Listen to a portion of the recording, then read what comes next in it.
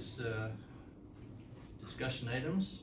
Does anyone on the council want any one subject first? There's only two here. There's only two here. I think we'll probably get them both. Yeah. Okay. West Colby abatement. Yeah. What I can add, and Will's got something to add as well, is contacting other municipalities throughout the state.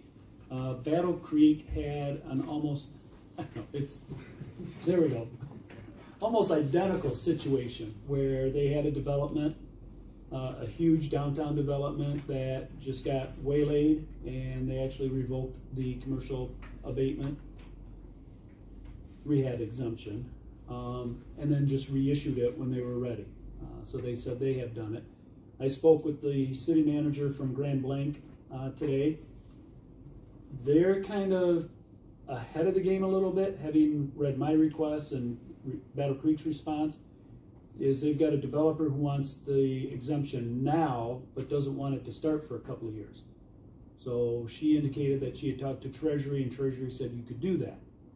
Because I think they're not going to start until 2024 with their construction, but they want it now.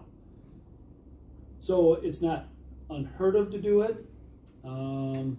It's just quite odd. I think, council's got two options, and I'll let Will chime in after, I throw your two options at, is you can revoke it and reissue it.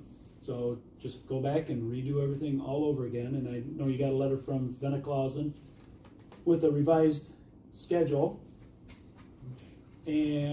Or you can just say it stands as is, which this would be the first year of their tax abatement. Well, 2023 would be the first tax year based upon the value of the property as of December 31st. The developments would be 0. So in essence, they would get 9 years worth of an exemption versus 10. So those would be your two options. Stand firm and give them 9 out of 10, or do it all over again. And then I think Will. Yeah, I was just going to point out that in the little summary that's provided, it indicates at the end that whether or not if any of the revocation requirements are met.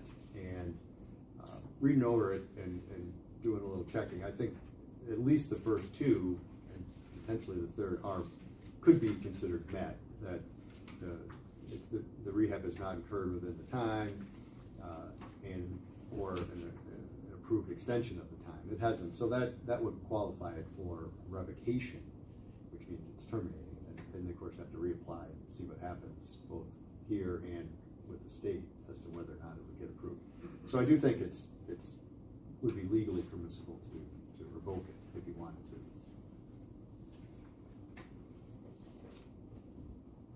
The only thing about revoking it is they said that they needed that and whatever they were going to get from the state to be able to continue on with the plan. And if we revoke this now, what does that do to their plan? Well, my latest communication with them is that they have not received anything definitive from the state of Michigan, the Michigan Economic Development Corporation. That you're correct. This was another piece of the pie that they could go to the state and say, well, the city has granted us the exemption, so can we get something from the state? And that's pretty typical. Our MEDC contact, Bill Kratz, whenever he calls me up on, highlight or how I'm at, he always says, what kind of skin is the city putting into the game? So there's always, the state wants to see us supporting a project more so than just a letter of support. So I don't know if that would jeopardize what they've got going with the state. They haven't been approved anything. Maybe worst case scenario, the state says, well, if the city's revoked it, we're now going to hold up on our decision until the city reissues. And they did request in their letter to revoke it. And they used that word in their letter. So I don't know if they're thought through all the consequences or not. But that is the word that they used. We're planning on giving them a 10-year abatement anyways. I mean, might as well do what they want. That's, skin off our back, so to speak. Yeah, it's not the best PR, but I think we're learning, even with our street projects, that the economy is, there's BC, AD, and before COVID, Right. and after COVID. Things aren't the same. They were keeping us up to date as far as, some of their delays, but it was always followed up. We still think we're gonna have shovel and ground before the end of the year, but I think they finally came to the realization that is not gonna happen. So it is still a huge project for the city. By revoking and reissuing, financially from the city perspective, it doesn't really make a difference.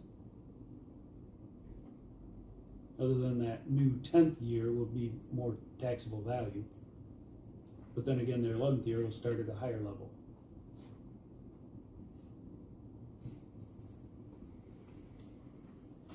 Anybody got any thoughts on that? Well, I go along with Mac. I mean, we did, initially we agreed to a 10-year. I mean, that's what we were planning on. It's unfortunate that they're getting pushed back, but I understand that too. As long as it, let's just say in general, I mean, as far as paperwork wise and that type of thing, how much does that create for staff? Minimal. Yep. If it's not a big headache there, I guess I wouldn't have any objection to doing it. And I don't know if 1 year is gonna be a deal breaker for them if they don't get it. Well, I think the estimate was about $200,000 a year in taxes once it's fully built out. Initially, they were probably not going to be fully built out by December 31 of this year, so they would have had a portion of that abatement. So that could be the significant difference to them. I don't know if that's a deal breaker, Yeah. but that's a sizable chunk of change. Well, I guess if it's, like I say, if it's not a big issue for the staff as far as redoing all this stuff, next year, I guess I don't see an objection to it. When would we redo this? Based on their timeline, December 1st of this year, they're gonna, it looks like when things start or similar, building will happen. So at the next meeting, we'd have to reinstate it? November 26th or whatever it is, 20. No, the first step would be the revocation, and then we have to go back and have the public notices and the public hearing. I would probably target January, just because my understanding is it commences December 31st of the year in which the exemption is issued. So I don't want to do it this year, and then we're back to that December 31 of 2022. Right. Let's just do it next year, Oh, I see. Yeah. so that December 31 of 2023 would be the start of the exemption. Okay. So then they would have it from 24 to 35. Well, as long as we know that they're well underway, the next time we do it, because I don't want to have them come back next year and say, well, we got to redo it again. Because prices went up or something. Yeah. And part of the discussion I had with them was that, the prices went up significantly, and they went back and redesigned, to try and make the design fit their budget. And they also worked with a number of vendors on their pricing. So they're feeling a lot more comfortable with their design and their finances. Well, I get, my only thought was that they came to us wanting the exemption, and they wanted us first because that's what the state is gonna use partly to base their decision. So if we revoke this, then whatever's going on at the state level is gonna be basically null and void too. until we reinstate it or whatever we do. That would And be, they're starting all over with the state again, and we all know the state's not real prompt with doing anything. and I guess that would be, I mean, they're the ones asking for revocation, so. yeah, even if they weren't able to get, and I don't know how critical the state support is to the project. Obviously, any handouts any developer can get, they're going to go after. I think that's really an issue with them. Even by asking for the revocation and us reissuing it, that's not a guarantee that the state's going to approve it. So they do run a risk on their own just having it revoked, and they probably have a lot more complicated scenario with the state of Michigan, because again, now the cart might be in front of the horse. But that's on them. I don't have a problem with doing it, I'm just wondering, when would we do it? We wouldn't do it right here and now, it would have to be on the agenda, right? Like Correct. next meeting. I would think probably we'll just double check on any public notices and hearings on a revocation, but I would think your next council meeting would be the soonest. Certainly not tonight. Right. And I would probably guess early December we would revoke it and then come back sometime in January for the new exemption. Okay.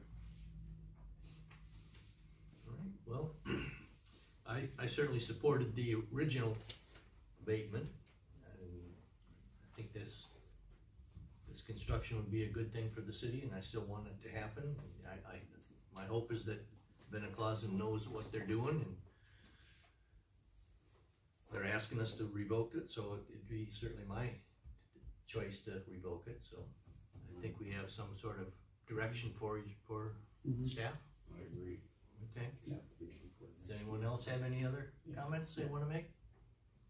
Okay, well, let's move on to the next issue, deer culling, Chief Squires. You want me to do it from here? You can do it wherever you feel comfortable. Next December. I'm more comfortable up here. Okay. Is that mic on? No, it doesn't work. It doesn't work? It doesn't work? He talks loud. It's on. Okay, either way. So in doing some research on the idea of a deer call, I've spoken to a number of people from DNR. Probably the best information I got was from Tim Rodwell, the chief from Fremont Police. I also spoke to another chief who did some research into it. So the long and short of it is that the deer call is a rather tedious task. First, because of the DNR will expect that the city has provided education to the community about ways to keep deer out. They would expect them to have already utilized certain devices or plans to move the deer out or keep them from being the nuisance. Then you would have to show that you have an issue by whatever deer problems you might have, complete an application, and then you would have to execute the plan. To execute the plan, for the city to do it will incur significant costs. If you were to hire the USDA to actually come in and do this sniping or sharpshooting, they call it, that's going to be very expensive. If we choose to have our own people do it, we have to look at expenses for equipment. We would probably, well, I would not do it unless we had rifles that were properly equipped and with suppressors. That's about $2,000 a rifle. And then after you have shot the deer, you can't just leave it there, and you can't give it away. You can't give it to a citizen, you can't keep it yourself. You can only take it, have it packaged professionally, and then donate it to a food bank. So it would cost for processing. So there's a cost there if we went ahead and did it. I spoke with again with Chief Rodwell from Fremont. They do it. They get permits for about 30 a year. They usually do it in January and February when things are kind of settled down as far as the deer and the rut's all over, the season's over. And they have officers go out, shoot the deer. They have to field dress them and then get them shipped to the packing house. The food or the processed meat is given to Loving Corp. I believe that he wasn't certain on the grant, but they did find a grant that covered the cost for the payment. But then you got to find where that grant came from, apply for it, and get awarded that grant. So they have reduced their costs to do that, but it literally would take a dedicated personnel. So we could potentially do it when we have multiple officers working. One officer would spend his night shooting and gutting deer. That would be his whole job, and it would be messy and nasty and just I would rather use the St. Louis Chiefs plan, which he just scared his council off and said this is going to be expensive, you don't want to do it, and then you didn't have to worry about it. I'm more inclined to do that, but so there's issues with going ahead with a call. It would not be something we just state just says here you go, you can do this.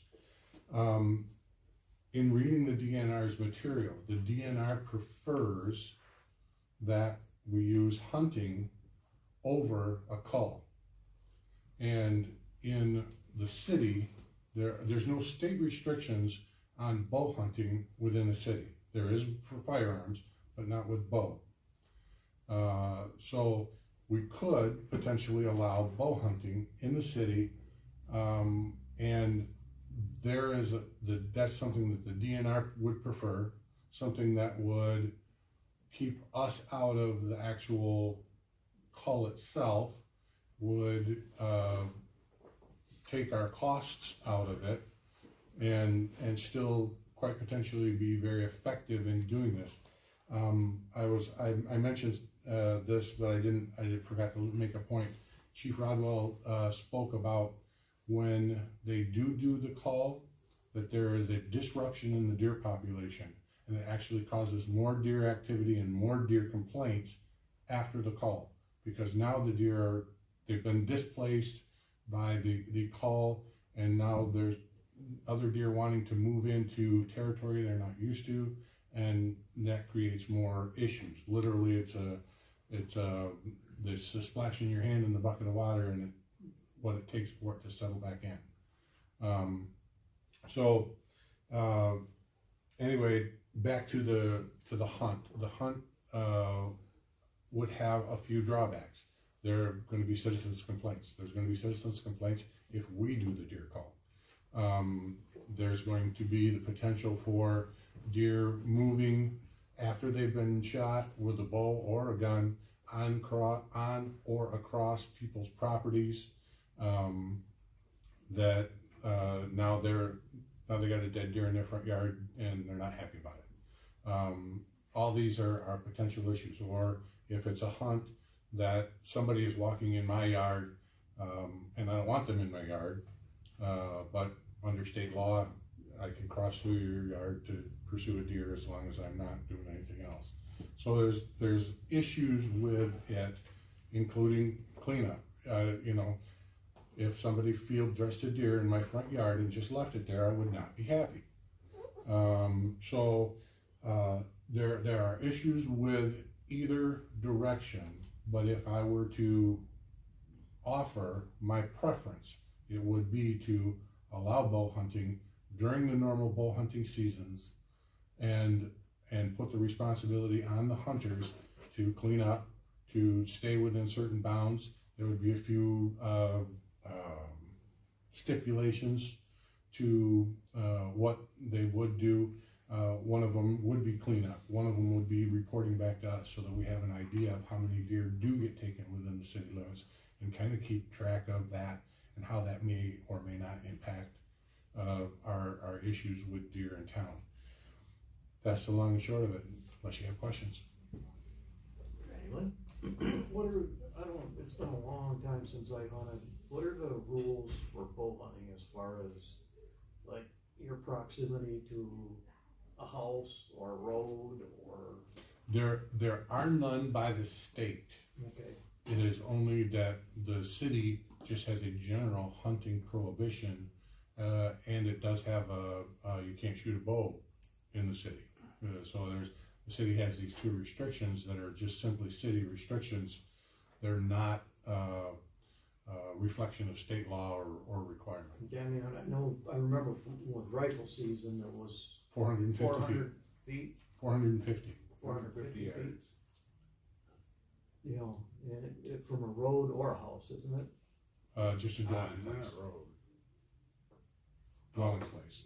Dwelling. Dwelling place. Yeah, it could Okay. be, So, you could be hunting at an abandoned house closer to. Or abandoned factory. Yeah, close, yeah, it's gotta be a occupied dwelling. Didn't Montague, several years ago, What? didn't Montague several years ago start allowing? They did, they had, but I think they opened it up to, firearm deer. You had to have a special permit, you had to have a certain, area available to hunt on. I think it was a minimum of I 5 thought acres. I thought I had heard that it was only bow, but, That's what I you know, thought. Dave Montague does have a policy, and it's pretty extensive as far as you have to be vetted, you have to be, the police have to check you out, the property owner has to give you permission. It's quite a process to get a permit to hunt within the city, and as you say, Chief, there's a acreage requirement, so. And they're not taking out that many. No, people still can't grow gardens there, But- I know. Cause I've heard from them. Anyway, well, it's kinda like we got a problem with deer, but there's no easy way to solve it, so. Bring in No, more that's coyotes. There's no easy solution to most anything. Early on, you mentioned about they want to know, has the city educated the residents about things they can do to repel deer? What would those things be? Fences, scarecrows, and unfriendly vegetation. Deers like hostas better than they like hot pepper plants. So you gotta grow hot peppers in your front yard, and your flowers just aren't gonna be as nice. None of I'm them just- sound like I'm they're just gonna be a making slam that up. dunk. there's also motion censored sprinklers that are, got two of those. They And work. they work. they They work. did work. Scarecrows won't work because they don't even mind people, so. Right. They're used to people. Well, the education portion of it, is it just, you have to be giving it information out to the, for Yeah, so you'd have long, to have some, basically? you'd have to have some Facebook, kind of a whatever. campaign, if you will, and it's not a lot, it's just one more thing. Right. Is there a cost for us to open to bow? No. It's just a matter of amending the ordinances. There's a number of permits that they allow, I believe, though, in Montague, it's not unlimited. I think they have Right. so many permits and you apply, and if you get one, get lucky and get one, then. But what they're allowing is on tracts of land that, Right. as far as I know, we don't have anything other than the industrial park that fits that. There's plenty of them out there. And my position would be that it's up to the hunter to get the permission from the landowner Yes, rather right. than us Right. trying to designate who, where, when, and how, because some people might be very, amenable to allowing somebody to hunt their backyard, but, others not, and it may or may not be, a huge area, but it may be a very safe and appropriate area nonetheless. I think my feeling is the more that we as a city can stay out of that business, the better off we are. And leave it to the individual property owners to deal with the situation. There's numerous options, like you have, sprinklers and there's fencing and vegetation, but But I guess, on the other hand too, if we allow the property owners to take it upon themselves, if they're hunters, bow hunters, if they're on their own property in town, can we allow them to, you know, we Right. could allow Yeah. them to? sure, I would support that, I just not as a active city plan that now we have a process. and this- Because we do have, of course, I know Bush Creek is probably one of the big runs, they go through there a lot, but that is, if I'm not mistaken, that's private property, from both sides. Yeah. I mean, you know, it's no city land there, we can't open up to. But if the property owners were hunting on their own property, It's also not entirely well marked when you're down in there by the creek, Oh, right. exactly where your property lines Yeah. are. I mean, you look up the house there, it's like, am I 10 feet on my side or the other guy's side? I don't know. I mean, and I would certainly hope that people would talk to their neighbors and respect their wishes as far as whether or not they did hunt. But I know behind my house, you know, by the high school baseball fields there on Peach, Mhm. we get them in the backyard all the time. There's a very healthy 8-point out there by Bush Creek. I would actually like to ask, Scott, what's your feeling as far as the policy you'd like to see for staff? Seen them several times. Well, I'll preface it by I'm not a hunter, but I've just never hunted. I'm not opposed to hunting. My concern would be with the denser areas of the city because our typical lots are 65 by 160. 165? Yeah. So the 450 feet, you know, you're not gonna be able to hunt in most of your own backyards. Well, That's only for rifle, that's we're talking for about. rifle. Rifle, okay, and how far does a typical arrow fly? far enough. Not Depends on 450 what feet. angle you shoot it at. I guess I would, you know, if that's the direction council wants to go, and, you know, with the chief's guidance, I think staff overall would be fine with it.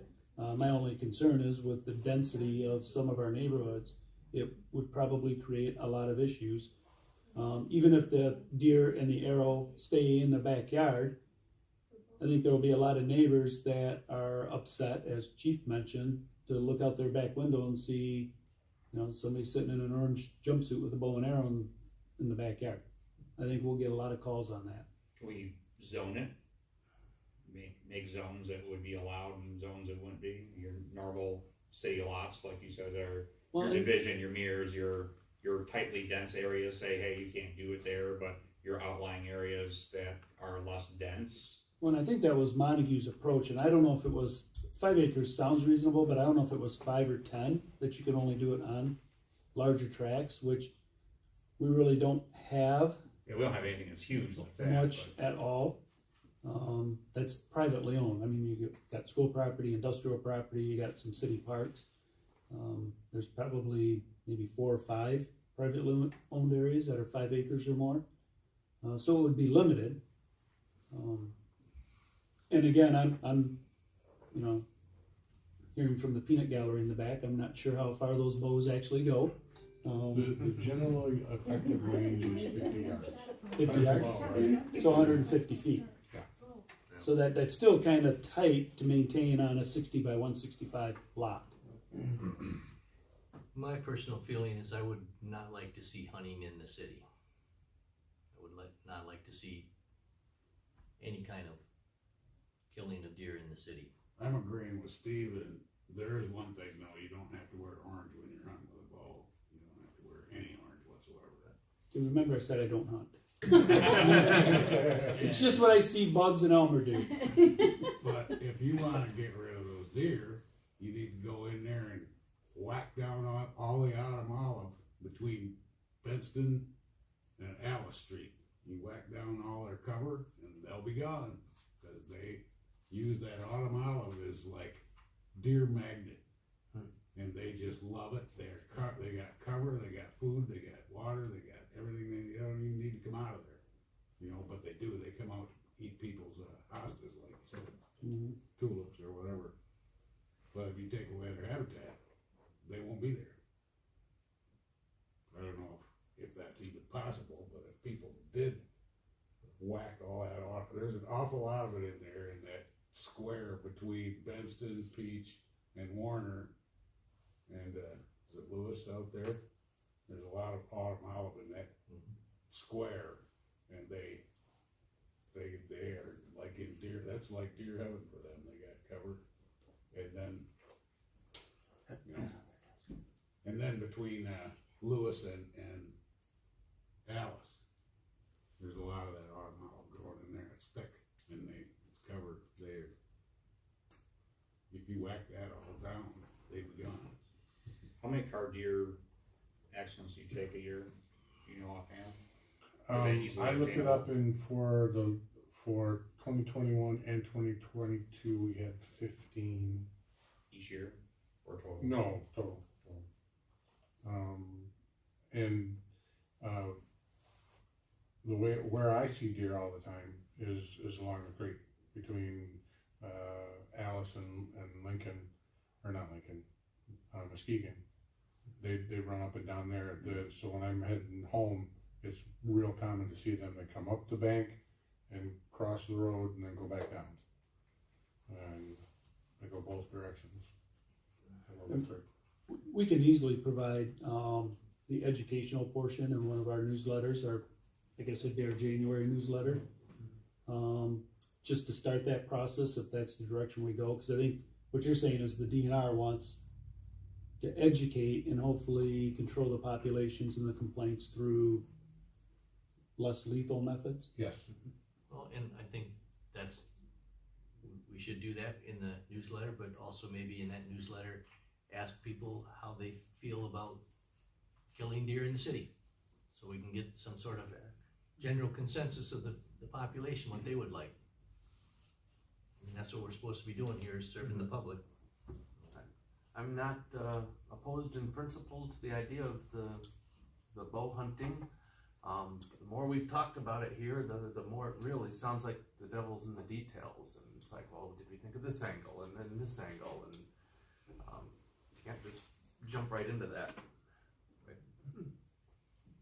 One thing we do need to do, and I know I think it's already forbidden, but we do, I'm sorry, we have a lot of people that feed them. That's gotta be a big piece That's of a problem. education. And, So hopefully that can be helpful with education Mhm. and enforcement. Is that legal? No, it's not legal. There is specific wording in laws that say you are not allowed to put food out for deer? Yes. Is it feeding or baiting? Well, you can't, they don't even allow it people that are having their bird feeders attacked are told to move them or to, That was because of disease process, Yeah, wasn't it? it That's is. why they are pushing that. They're still monitoring that chronic wasting disease, because if it gathers them together and they pass it to each other by eating at a pile of whatever, or eating at the same place. This says complaints that involve that, you can just refer to DNR and not even have to worry about it, correct? True. For They police would- department they would- side. Yeah. They would enforce it. Yeah. If somebody, if you called on your neighbor and he was feeding deer purposely trying to feed deer, they'll enforce the law. They'll probably tell him to stop first. If you can find a DNR officer, that'd be great. Yeah. But that could be part of the education, Right. is the prohibition on feeding, Yeah. Let's start there. intentional feeding. Let's start with the, I mean, we're not gonna if we're gonna do regular bow season, we've got plenty of time to think about this. yes, I mean, we might as well get the education piece out now and get the education piece out and get a general idea of what the citizens would like us to do. I know there's a number of people want us to to kill them all, and there's other people that love it and wanna see more. So, let's move in that direction, I think. But they should know that it's against the law to feed deer purposely. That's part of the education process, yes, Mhm. I agree. Most of them will end up saying, oh, I put the stuff out and I'm feeding the birds and the squirrels and the deer come and get it, so. Yeah, Probably what they'll say. I mean, And the bear. Thank you, Chief, for all the time and effort you've put into this, I appreciate it, I'm sure it's not the end of it, but Just tell those Fremont guys to come over and take care of it for us. What? Just tell the Fremont guys to come over and take care of it. Yeah. So that brings us to informational items, which I believe we have a new DPW employee. Is there someone that would like to say anything? I think you should, Steve. What would you like me to say? Brian, Welcome why don't you to our say? happy family of DPW. We are very happy to have you, if He being Andrew, Andrew. yes. Andrew can stand up. Andrew, could you tell us something about, just a little bit about yourself? Just about me. My name is Andrew Arkema. I'm 26. I started about a month ago. I have a wife and 2 kids. I live in Twin Lake. I'm looking forward to learning a lot more working for City of Whitehall. Does anyone else would like to ask him any questions? Thank you for allowing, that's what I'd like to say, For allowing, another employee. I'm very happy to have another employee. I wish we could have more. Right.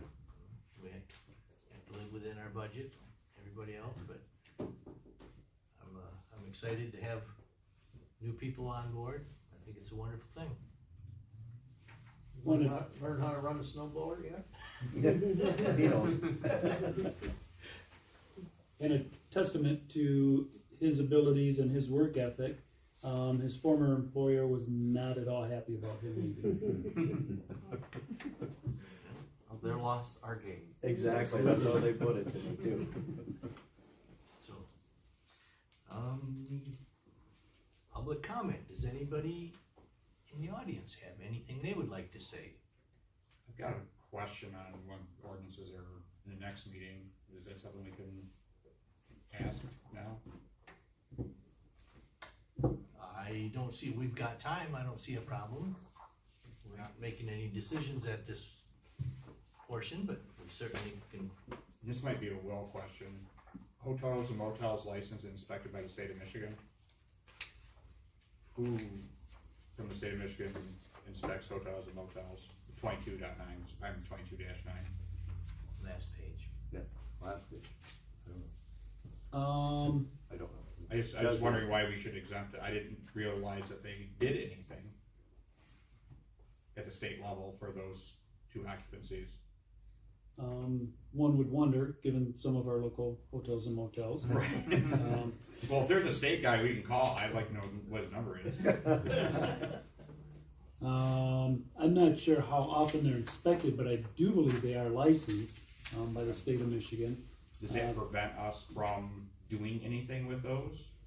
No, I can, because we're involved down in Roosevelt Park with a hotel motel that has had issues for years. There's all sorts of zoning and related issues, and the city is actively involved. I'm not sure, I'm not personally involved with it, but so I know that the local city can certainly be involved, but I'm not sure what the role of the state is. I mean, would it make sense to strike that from this then? So that we don't have something that says that we don't regulate them, but we do? I think when it comes up for discussion, that could be stricken. Okay, I just want, Which does allow us the right to do it, but we may choose not to, right, if we find out that the state has. so it doesn't actually exempt, or doesn't say that we can't do it, by this verbiage. Well, this one talks about, does this only, that part only relate to nonprofit agencies? No, because basically the way it reads right now is that we do exempt hotels and motels licensed and inspected by the state. This article shall not apply to. Right. Hospitals being one, nursing homes, convalescent, foster, group shelters by legal nonprofits, and hotels and motels. Yeah, all those other ones, I'm Yeah, familiar okay, with right, state yeah, inspections, yeah. that's why I was Okay. confused by the hotel and motel. Currently, our rental inspection program exempts hotels and motels. By striking it, it would allow us to inspect them. That's my take. Yeah. That's, I guess that's my suggestion. I had something I'd like to bring Yes, up. please. We've talked in the past about possible boat launch on this property we're obtaining from the tannery development on the north end of their property, and doing a possible boat launch there. Is that something that is like years down the road, or is that something we are gonna talk about soon, or? It is probably not years down the road. That is actually being spearheaded by the Tifa board, because that property is in both the brownfield and the Tifa, and that was part of the overall development plan with Tifa and the brownfield. I'm not sure it's a big enough piece of property to include a boat launch. Maybe a small watercraft launch. Right, that would probably be all that would be really Yeah. necessary. But I haven't heard back from the developer in a while on that, but we do need to finalize some sort of a plan to take to Tifa and then to bring to council, maybe even involve planning. The initial plan, the developer thought was a little extensive. And I don't think we were looking for, the conservation district did a great job of doing their best to preserve the natural state. But I think they had a lot of, structures that maybe aren't necessary. So we're still gonna look at that and bring something back maybe over the winter. I'm thinking something along the lines of just what was at the end of White Lake Drive, and as of today, it's now blocked off. Well, Because the property how soon did you drive, when was the last time you drove by it? this afternoon, Okay. did their tank come down? The Fruitland meeting, the person said that if Fruitland didn't buy the property, they were gonna block it off. I don't know if that, Well, no, I spoke with the Bruce Cortisone, the owner of the parcel in the city. I spoke to him earlier in the month. I can't say that because it was last month. He had sent an email asking if the city was going to maintain parking, trash, maintenance, and liability for that boat launch on his property. And I said, no, we're not going to do any of that on private property. He said, well, neither am I. And he spoke with a Joyce who owns the property on the Fruitland side. And both of them were of the opinion that it's private property and they no longer desire to have trespassers on their property. So they put up the fence. And apparently the Muskegon County Road Commission this afternoon took the fence down and took it away without touching base with either property owner, and apparently claiming that they own it as a road end. Mr. Cortison just purchased the property, so he obviously had a title search done, came up with a clean title, and the Kittredges who sold the property had clean title. So my advice to Mr. Cortison, welcome to Whitehall, you probably need to get a hold of an attorney.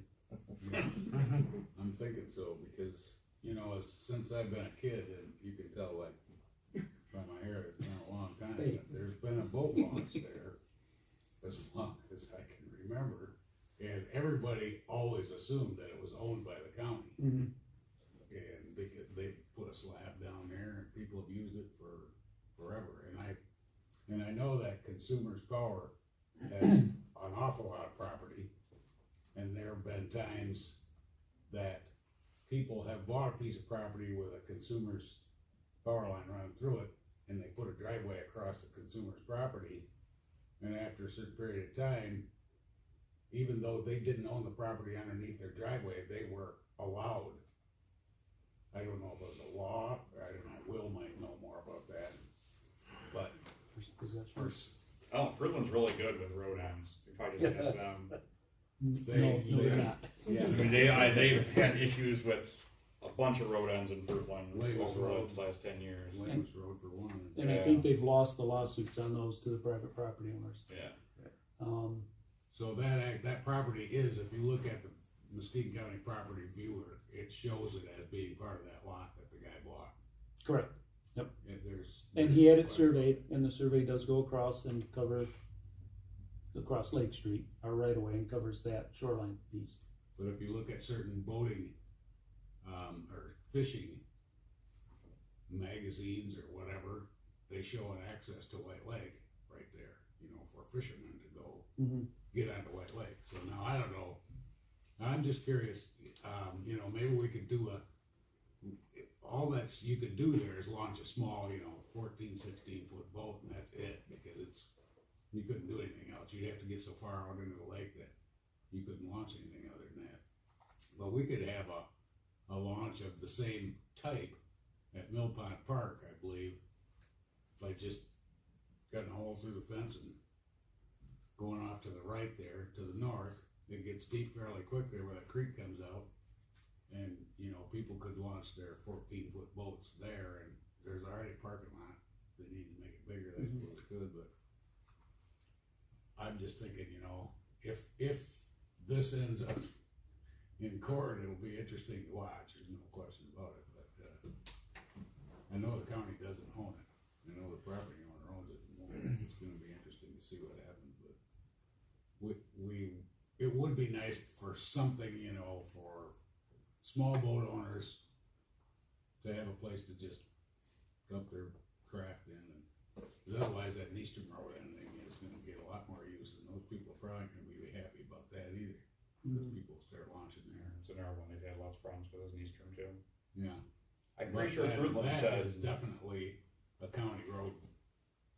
Yeah, I'm pretty sure Fruitland said that they weren't interested in buying the property for on the Fruitland side, correct? Well, no, probably about a year ago, the Fruitland Township Supervisor, Marcinkowski. What? Jeff? Jeff, yeah.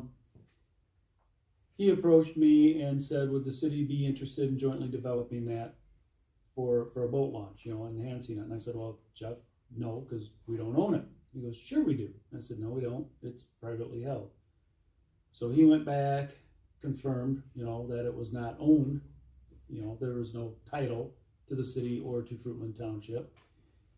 And he indicated that the Fruitland Township property owner would be interested in selling, at which time I approached the Kittredges, and they said, no, we're not interested in selling because we're looking at doing lot splits, and that makes the property on the east side of Lake Street that much more valuable. So they were not interested in selling.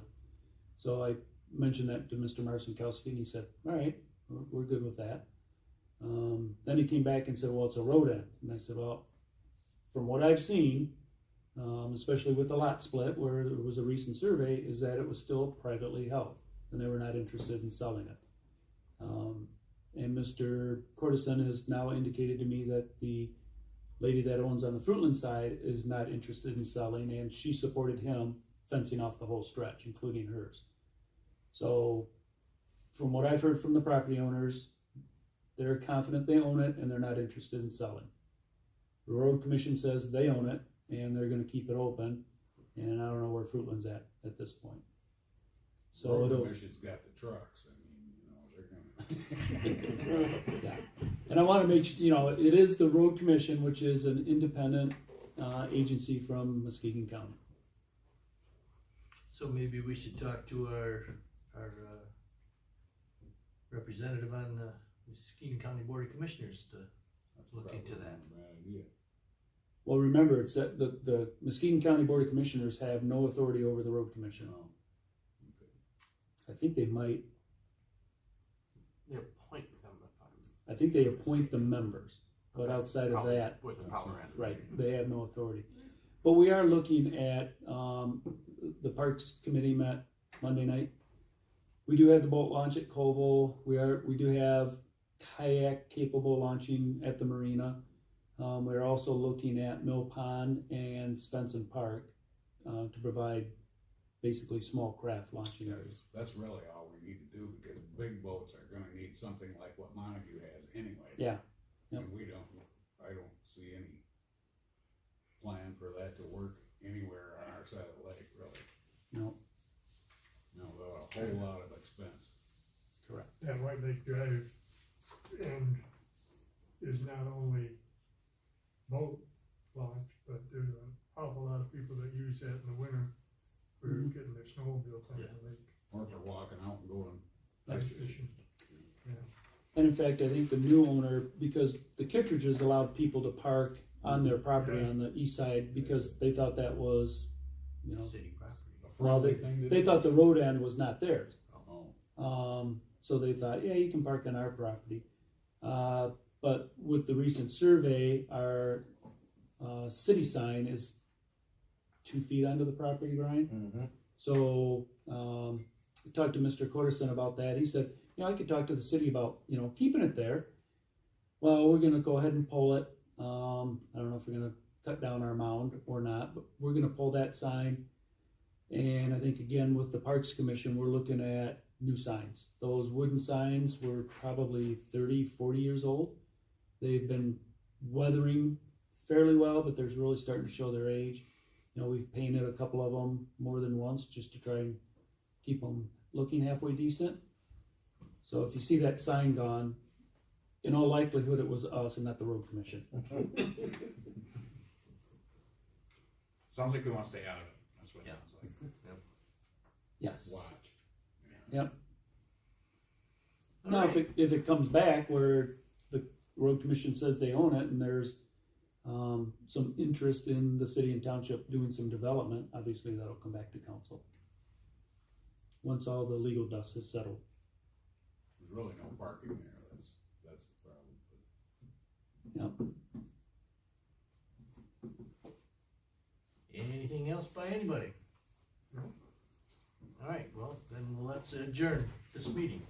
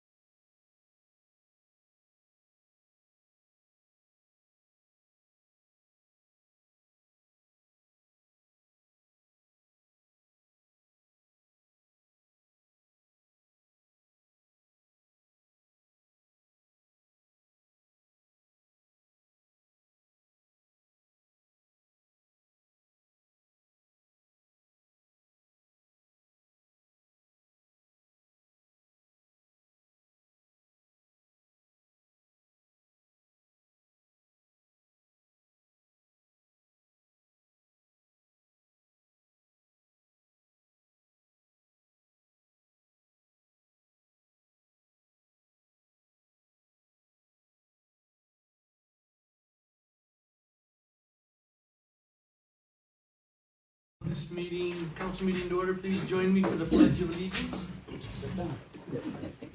I pledge allegiance to the flag of the United States of America and to the republic for which it stands, one nation, under God, indivisible, with liberty and justice for all.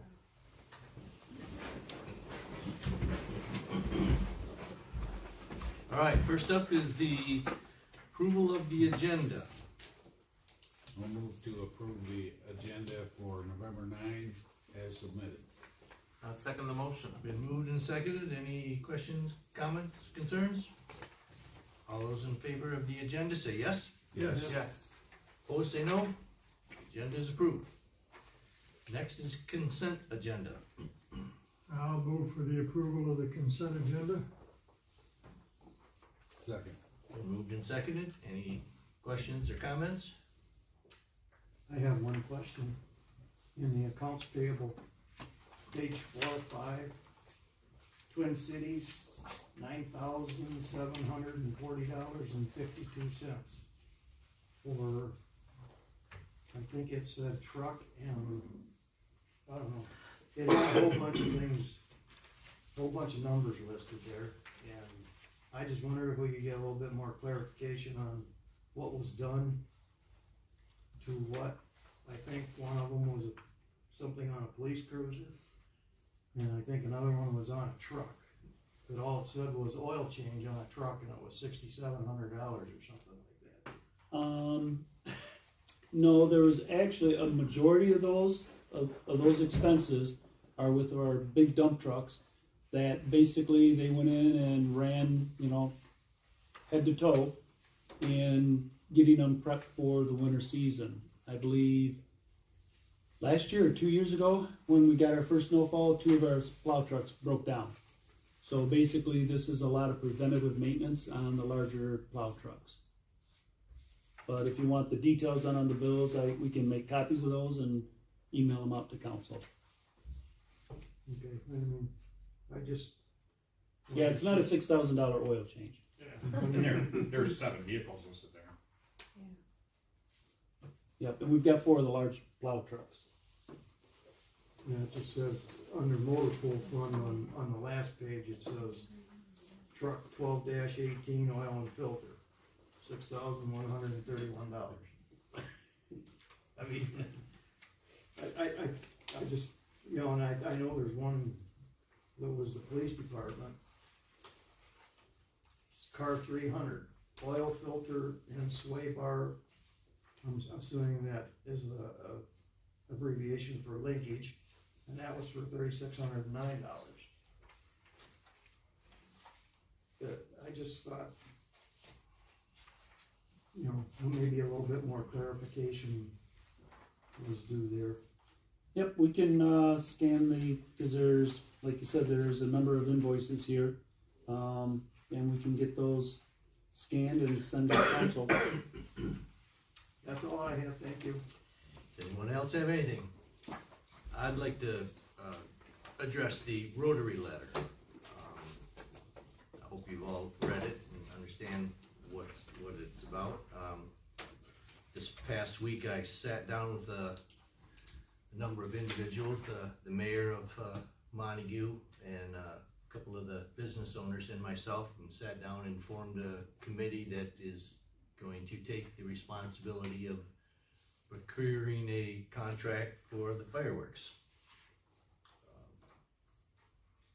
At this point, everyone has been given a topic to go research or some task to speak to someone, and we're going to meet again next Monday. I'll certainly keep this council informed as to the progress. Anyone have any questions on that? All right, and all those in favor of the consent agenda say yes. Yes. Yes. Those opposed say no. No. The consent agenda is approved. All right. Next week, messages from the mayor, city council, and city manager. Start with the city council. Scott, anything you want to bring up? I just have a question on where we are at with the, land sale at the piece of city property at the lake, and then the one, the strip or whatever we had over off of Benston Road that was the business park. Yeah, the old buffer strip. Yeah. The Lake Street parcel, there was some question in regards to the legal description. We have ordered the survey. We hope that that comes in fairly soon. I've been in contact with the purchaser, and I do have to get Will, the official title holder that will be on that. I spoke with him just this week, as far as, because you gotta have, the name and the address. So that should be moving on. The property owner is not, pushing to get it sold. He understands that there was a question about the legal description. It was an adjacent neighbor. We were confident, he was confident, but the adjacent neighbor was questioning it. So we just want to verify that what we sold them is what they're getting. There's no road end involved, so we're good with that. The buffer strip, I was in recent contact with Shide Plumbing, and I do have to get those letters out because apparently some of the adjacent property owners are interested in purchasing it too. So those will probably go out within the next week or two to see if they have an interest in purchasing it or not. So slowly moving those forward. Okay, thank you. I know Shai did express interest in the property. I believe he said he'd be happy to buy it all. Yeah, I But think they're kinda We wanna, locked up there. I think in fairness to all the other business owners there, we wanna give everyone a chance for the property directly abutting theirs. Can we sell that abandoned well, or is that not part of the deal, or is it not able to be sold by the city for some reason? At the corner of Warner and Benston? Yes. It is eligible to be sold. We're hanging on to it as far as a clear vision area. We did sell a piece of that because it was odd shaped so that Conrad Machine could square up their property. So we did sell a portion of that off, but I think our position is just hang on to it for a clear vision because it's not really that attractive of a buildable lot. Mm-hmm. Sean? I just say that I've found the leaf pickup this season to be satisfactory so far. The weather's cooperated with them doing it for the most part, but they seem to be on the job. That's good. With the assistance of my grandkids today, I've raked my yard for the last time, I hope, so. Till the wind blows and your neighbor's gonna be. But the wind blows away from my house, so. Dick? Well, I guess I'd just like to say I was very pleased with the turnout for the election yesterday. I know when I was down here, I think it was a little after 9, it was pretty much a full house. And I talked to Brenda and she said they'd been coming in all morning, so that's good. I like seeing that, especially with a midterm. We don't normally get a lot of participation, but it was nice to see. And it sounds like it went really well. Good. I watched a lot of it and I was very impressed with it. We had a challenger that was very impressed with our staff, so it's good to hear that. Do we know what the totals were as far as the combined? You can ask me. Do you want the percentage? Yeah, Scott has the percentage. He knows that right. We had a 63% voter turnout, which was 960 and 5 something, 1,400 and some voters. Yeah, it was. I know when we totaled it was 1,500 and something near the end of the night, yeah. And our presidential was 1,700. So we were. How many? Or 1,900. I'm sorry. Out of curiosity, Yeah. do you know how many absentee we ended up with? 596. Thank you. Yeah, she was witness to it all last night as well. So, and my brain was mushed by the end of the night. So numbers always just kind of stood out. You did a great job. Thank you. People were impressed. It went really smoothly, so I was happy to have it be done. Steve, I have nothing tonight. I have nothing either. Mr. City Manager. Nothing other than, I think you've already thrown enough accolades on Brenda and her staff for running a fantastic election. I do know that the county, Muskegon County Clerk Nancy Waters came down and she gave Brenda a 5-star rating. That's fantastic. I'm hoping that's out of 5 stars. But She didn't say and we didn't push it. Yeah, We just took the 5. Yep. So the county clerk is very impressed with Brenda and her staff as well. Wonderful, wonderful. All right, we have a public comment section. Any public would like to comment? Okay, we'll move on to old business. Is there any old business to be taken care of? No, sir. Then we have new business, resolution 2252, MDOT contract. Does anyone need any clarification on that? That was a long one. Yes. Well, the short is, this is the contract for the federal and state funding for Mears Avenue, the 390 some thousand. So this is a standard contract for the grant allocation, So even though it's extensive. that's how much the state's gonna give us for that. Correct. Okay, so this is for the financial, and they're not actually gonna do the work. Correct. Okay, But there are requirements as far as what which led to us purchasing some property twice. If you remember that, where we had the easements and we actually had to go back and purchase them. right. So all of that is kind of part of the, it says contract, it's really a grant approval Okay. with a lot of conditions, but none that are burdensome. Anyone else? All right, roll call, please. Nope. We haven't had a motion. Oh, I'm sorry. Yes, we need to. I'll move to Thank accept you. resolution 22-52. Second. Moved and seconded. Any discussions further? Roll call, please. Heidelberg, Yes. Brown, Yes. Mullally, Yes. Connell, Yes. Sickinga, Yes. Salter. Yes. Here we go with that parliamentary procedure. Next, ordinance 2206, possession of tobacco. I'll move to accept it. It's been moved. Second. Moved and seconded. Who Any, moved that? I'm sorry. Keith? Keith. moved Keith, it. thank you. Moved and seconded. Is there any discussion? What changed, Scott? Aside from, This was handled by the police chief, and that's why I was looking behind me.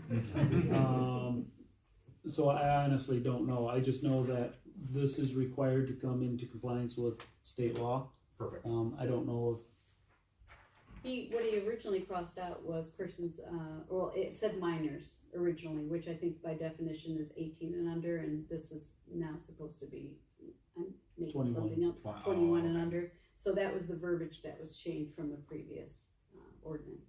Awesome.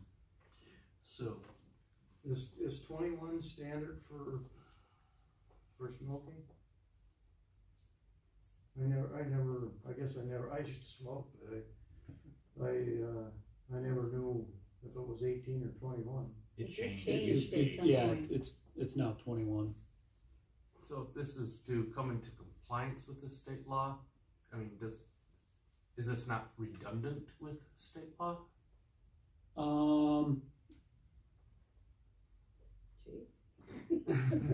Chief, where'd it go? It would be, but I think this allows us to make it a civil infraction and or a misdemeanor. Yeah, there's two different things. so does that mean when I read in the paper of a student being caught with a vape device, they're gonna be fined $50? That's not tobacco. Yeah, we have a separate ordinance too that deals with what you're talking about. Okay. Well, it does include vapor product. This This says one does? vape But- product or alternative nicotine product. But that's the actual product. I don't think that's the vessel.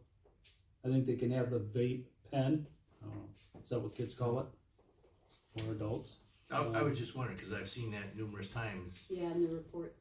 in the police report, and it's like, okay, are these, what's the result of that? I mean, do they get fined, or they just get it taken away and a letter sent to their parents?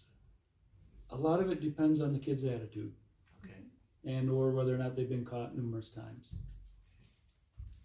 hopefully they would not take up that habit, but, I don't remember exactly how many years ago it was the state, I assume it was the state, not the federal, that changed the law from 18 to 21.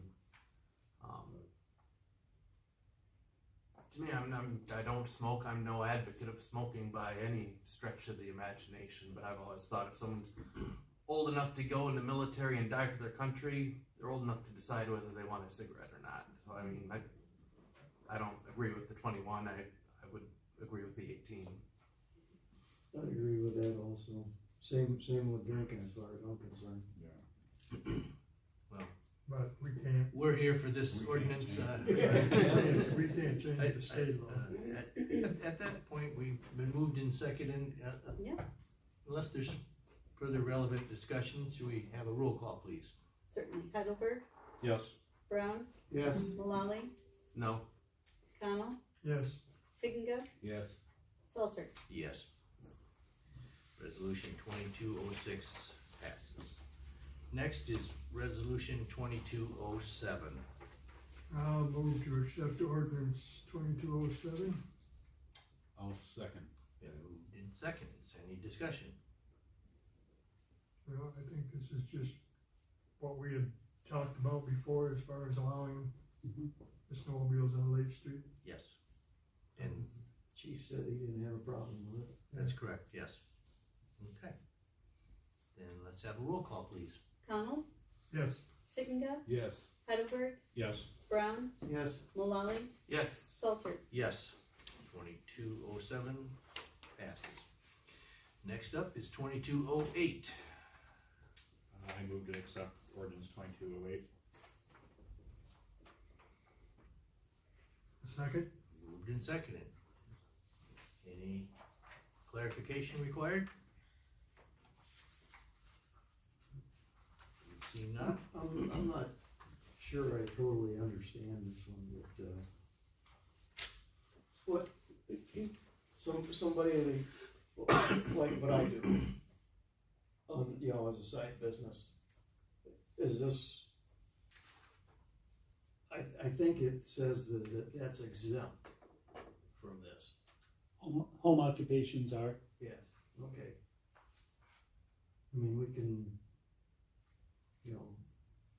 if that's the way it is, I don't need any further If you're not gonna get clarification. charged, you're okay? Well, there's a lot of people that work out of their home now. Yes, yes, And if you're gonna make all of them be licensed, But, I don't think you that's know, the intent of this. You're gonna need to hire somebody else at City Hall just to take care of it. I think the intent of this is brick and mortar Yeah. business. Okay. The folks I've talked to, I've not heard a groundswell of enthusiasm for this necessarily, and haven't seen a parade of people coming into our meetings asking for it. And if the city's come this far along all these years and not done this, and the sky hasn't fallen yet, I don't see a big pressing need for it personally, but. No, but we are one of the few cities in the county that doesn't have a business registration. And we have had instances where businesses have opened up almost overnight without any, prior zoning approval, building inspection approval, or fire authority approval. The massage parlor was one of them. It is a legal enterprise in that zoning district. We also have a former church that became an event center, and there were some issues, even though we were aware of what they were doing. This probably would have prevented some begging for forgiveness on building and fire code issues versus asking for permission. So it's really trying to catch those future businesses that come into town. We don't want somebody to open up a shop Yeah. that's not zoned properly and say, hey, welcome to Whitehall, you need to shut down because you're not allowed to be zoned there. So it's kind of just a little bit of ounce of prevention. I think having a business registration can be a good thing too. Can help us sell our community as a business friendly community. And say we have these businesses and we require them, and I think it's going to help them to understand the rules to conduct business within our city. So I do support this.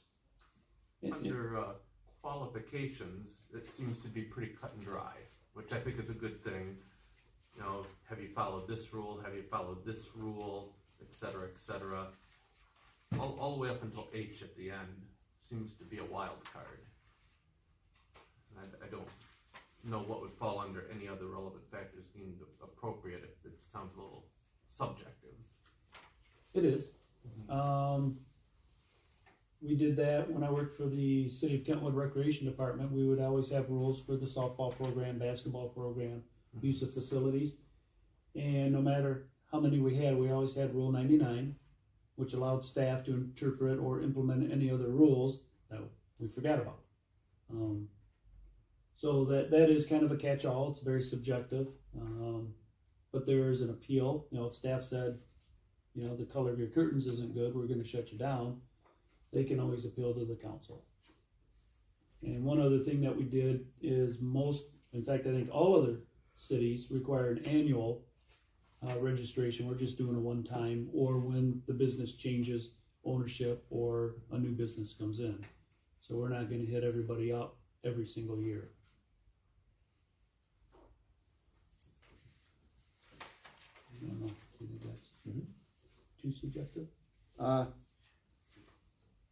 I mean, it would be to enforce that if if that was the only reason that it was being held up, unless it might be difficult to enforce that in court, because you haven't really described what, but, I mean, it doesn't mean you can't, but it certainly could be difficult to enforce it if that was an issue.